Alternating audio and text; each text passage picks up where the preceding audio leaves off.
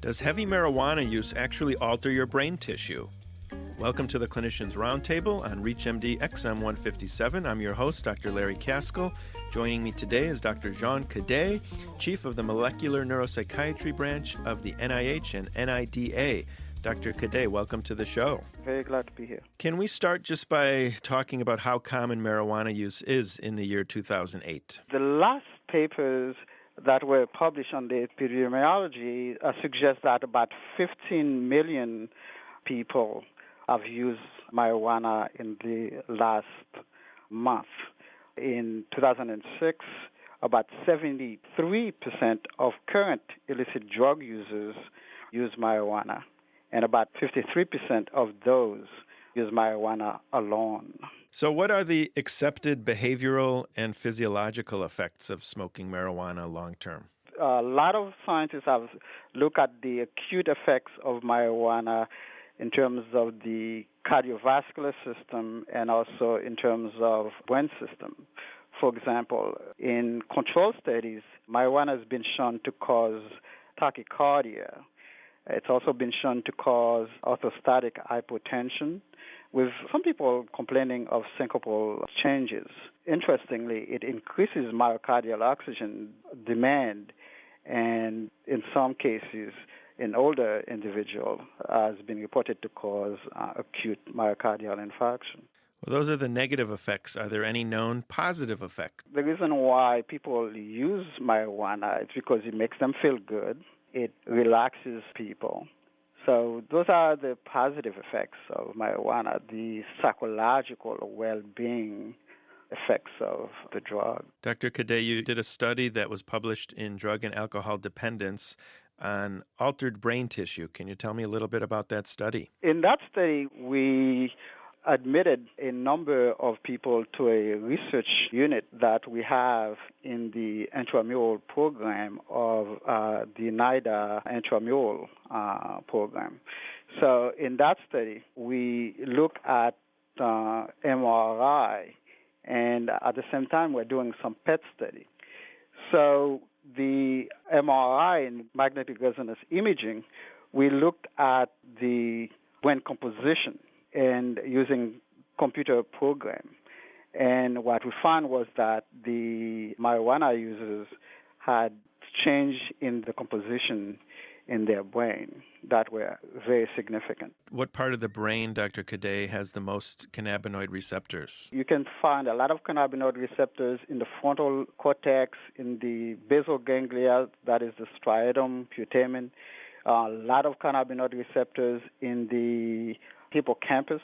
There's another very, very important area that people don't talk about much. It's the nucleus accumbens, which is the area that's part of the reward system in mammalian brain. What part of the brain stimulates the munchies that people get when they smoke marijuana? That's probably related to the hypothalamus feeding centers because their CB1 receptors have been found in the hypothalamic nuclei also. If you've just tuned in, you're listening to the Clinicians Roundtable on ReachMD XM157.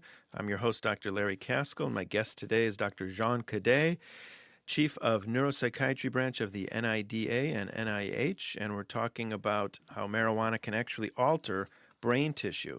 Dr. Cadet, the study you did in neuroimage on PET scanning, what do you see differently when you look at people that are heavy users versus normal users or light users or no users?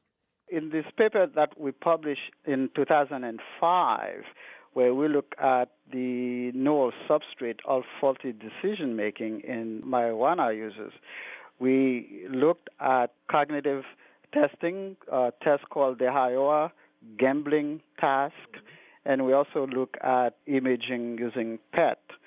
So in that study, what we found was that patients who chronically use marijuana had abnormalities in learning, which were correlated to abnormalities in the frontal lobe. So it's interesting. So you had a physiological effect and an anatomical effect. That is correct. And what about in people that were non-users? Was that your control group? Our control group was a non-user group. So if you look at the non-user group, they activate their brain one way, and when you look at the marijuana users, they didn't activate the same brain systems. It is as if the people who were using marijuana were compensating for abnormalities in some of those brain systems that are thought to be related to performing this Iowa gambling task. Tell me a little bit more about the Iowa gambling task. Do you have them playing blackjack and poker? It is actually similar to that, because what they have to do is pick from a different deck. If you make decision over time in one, what they call the low-risk deck, you make more money.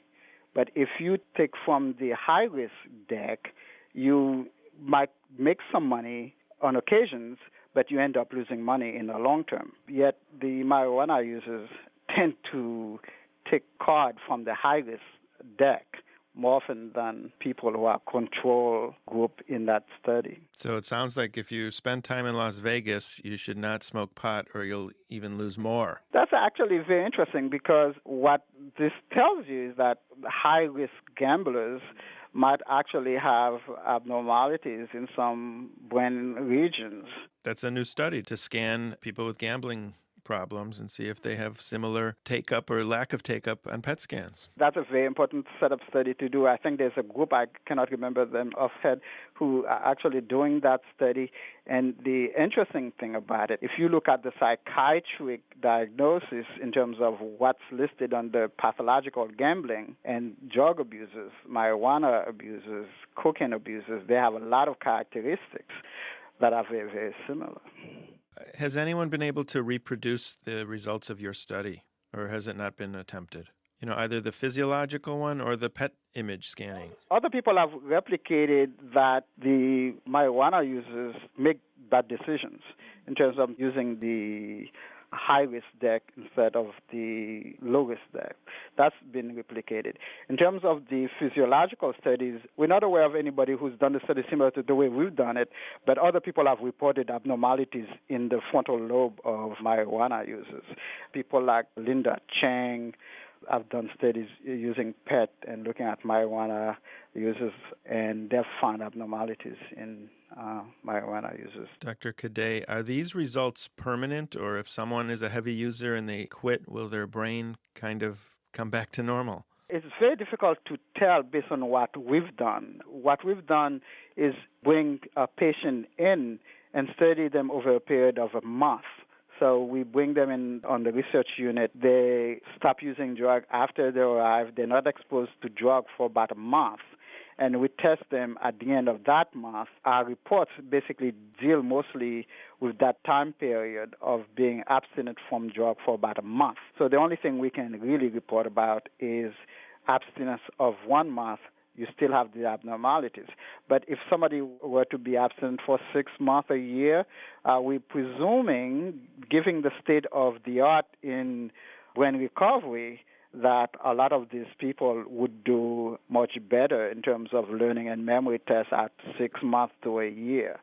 Because, as you know, the literature now suggests that we keep on making new cells in our brain, and there's potential for recovery. When you mentioned the parts of the brain that have the most cannabinoid receptors, you mentioned the basal ganglia, and I immediately thought of, does this make a patient more likely to develop Parkinson's disease later in life if they kind of destroy that part of the brain? Is there any connection between those two? Not with marijuana users. We're not predicting that people will develop Parkinson's disease. It's more likely in terms of movement disorders. The two drugs one could think about that might do that, methamphetamine and ecstasy. But in terms of the cannabinoid receptors, the way they're located and the chronic administration of this drug, if you look at dopamine level in the striatum, there isn't any evidence that dopamine level, which is responsible for the symptoms of Parkinson's disease, decreased. So we do not expect that they'll develop movement disorders such as tremors or rigidity, kinds you see in Parkinson's disease. Dr. Cadet, the drug Acomplia, which was not approved in the United States, but has been approved in Europe and other countries, were you upset that it wasn't approved? Do you agree that it shouldn't have been approved? Do you have any experience with it? We haven't had any experience with it. I talked recently to somebody who was interested in that drug, and I don't think the people in the United States thinks that those drugs will be approved in the United States. I've not worked with them, so I don't have a view about it. But from what I was told, I don't think it would be approved in the United States. My last question is a personal one. I'm a practicing internist, and I have many patients who smoke marijuana chronically, and they seem to be doing well. But if they do suffer some consequences and I want to get them to stop, is there something you know of that I can help them stop smoking marijuana? It's very difficult. As you know, addiction is a recurrent disease, as in diabetes and high blood pressure. Patients do well if they take the medications that you give them. And with addiction, it's very, very difficult because people take these drugs because these drugs make them feel good. So it's even more of a problem trying to get people to stay abstinent. My best thing is to look in your locale to see whether there is a very good addiction medicine doc. As you know, there's the addiction practitioners in every city and state nowadays.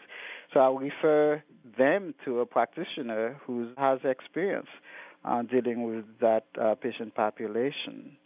That's the best we can do in terms of trying to treat a population. It's very difficult. People like using marijuana. It's very difficult for them to give it up. Could be a potential problem. The reason I'm saying that is because in the case of somebody, if you're following a patient who have had a myocardial infarction and giving that study that was published out of Harvard, the chance of them suffering from another myocardial infarction is increased. The mortality rate is also increased if they continue to use marijuana. For the young population, the major side effects of marijuana might not be a major issue at this point in time, but people who use marijuana get to be in their 40s, in their 50s, and if they have other risk factors, I think that's where your problem as a physician arises, because you need to be able to work with those patients, and they might not want to give up using marijuana. Dr. Jean Cadet, thank you very much for coming on the show. I'm Dr. Larry Kaskel, and you've been listening to the Clinicians Roundtable on ReachMD XM 157. To comment or listen to our full library of on-demand podcasts, please visit us at reachmd.com. If you register with the promo code RADIO, we'll give you 6 months free of streaming ReachMD you can listen to at home or in your office. You can also reach us by phone now with comments or suggestions at 888-MD-XM157. And thanks for listening.